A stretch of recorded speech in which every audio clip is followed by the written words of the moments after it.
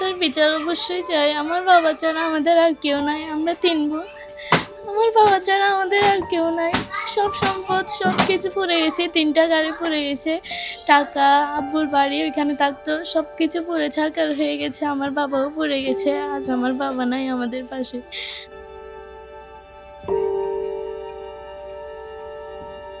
কক্সবাজার শহরের কলাতলিতে gas pump বিস্ফোরণের ঘটনায় আরও একজনের মৃত্যু হয়েছে আব্দুর রহিম নামের গ্যারেজ মালিকের।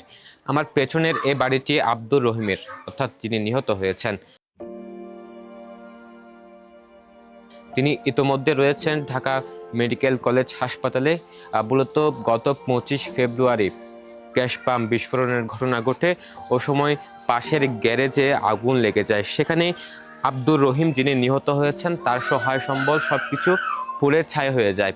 অবশেষে কয়েকদিন যেতে না যেতেই তিনি চিকিৎসাধীন অবস্থায় তার জীবনও শেষ হয়ে যায়, অর্থাৎ তার মৃত্যু হয়েছে। আজকে সকালে তার মৃত্যু নিশ্চিত করা হয়, অর্থাৎ চিকিৎসক মৃত্যু নিশ্চিত করেন। মূলত তার শরীরে প্রায় 50% পুড়ে ছাই হয়ে যায় এবং প্রথমে তাকে ঘটনাস্থল থেকে কক্সবাজার সদর হাসপাতালে নিয়ে যাওয়া হয়, এরপর চট্টগ্রাম মেডিকেল কলেজ হাসপাতালে নিয়ে যাওয়া হয়, এরপর উন্নত চিকিৎসার জন্য ঢাকায় প্রেরণ করা হয়। অবশেষে ঘটনার 1 সপ্তাহ পর তার মৃত্যু হয়েছে। মূলত তার মৃত্যুর পর তার পরিবারের শোকের মাতম নেমে এসেছে, শোক নেমে এসেছে, কারণ তার রয়েছে 3টি কন্যা সন্তান এবং তার 3টি কন্যা সন্তান কিভাবে এখন নিজেদের মানিয়ে নেবে সেটি নিয়ে এখন তারা খুব বেশি দুশ্চিন্তা এবং শোকাহত। এই পরিবারে এই মুহূর্তে যিনি নিহত হয়েছেন আব্দুর রহিম, তার স্ত্রী না থাকলেও আমাদের কথা হয়েছে তার 2 কন্যার সাথে।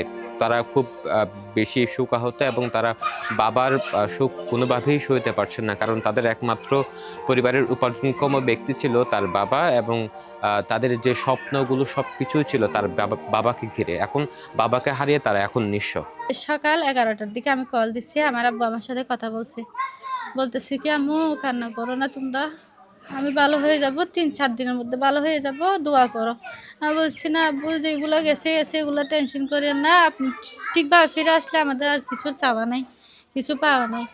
এখন তো আমরা সব হারিয়ে একদম নিঃস্ব হয়ে গেছি, আমাদের কিছু নাই। আমার একটা ছোট বোন আছে, ও তো এখনো বাবাটা বলতে পারে, বাবার আদর বোঝার মতোই হয়নি। আমরা 3 বোন, একা কেউ নাই এখন আমাদের কাছে। আমরা বিচার চাই, আমার বাবা সরকারের কাছে বিচার চাই। আমরা পড়ালেখা করি, পড়ালেখার খরচ চালাবার মতো কেউ নাই এখন, পড়ালেখা বন্ধ। করার কথা ছিল এখানে, এখানে ঘর করার কথা ছিল, বাড়ি করতো। আমার জন্য আমার আব্বু কলম কিনে রাখছিল, এখানে সব করে সব কিছু শেষ হয়ে গেছে।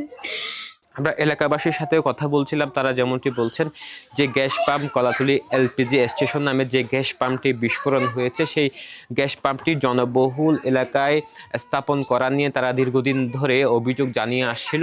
তবে কোনো ধরনের তোয়াক্কা না করে সেখানে গ্যাস পাম্প স্থাপন করা হয়েছিল। পরবর্তীতে সেই গ্যাস পাম্প বিস্ফোরণ হয়ে প্রায় 10 জন অগ্নিদগ্ধ হয়েছে, তার মধ্যে ইতিমধ্যে 2 জনের মৃত্যু হয়েছে। তারাও এই ঘটনার গ্যাস পাম্প মালিকের বিচার চেয়েছেন।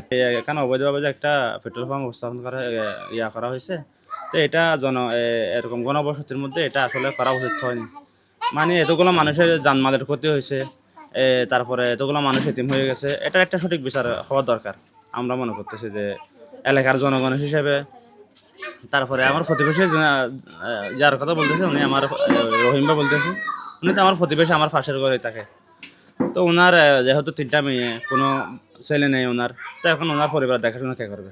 মূলত এই ঘটনা নিয়ে বিস্ফোরক পরিদপ্তরের একটি মামলা হয়েছে, অর্থাৎ গ্যাস পাম্প মালিকের বিরুদ্ধে, এবং একই সাথে পরিবেশ অধিদপ্তর থেকে শুরু করে অন্যান্য অধিদপ্তরের সাথে আমাদের কথা হয়েছে। তারাও আইনানুগ প্রক্রিয়া যাবেন বলে তারা আশ্বাস দিয়েছেন এবং তারা যেমনটি বলছেন এই গ্যাস পাম্পের কোনো ধরনের অনুমতিপত্র, লাইসেন্স বা কাগজপত্র ছিল না।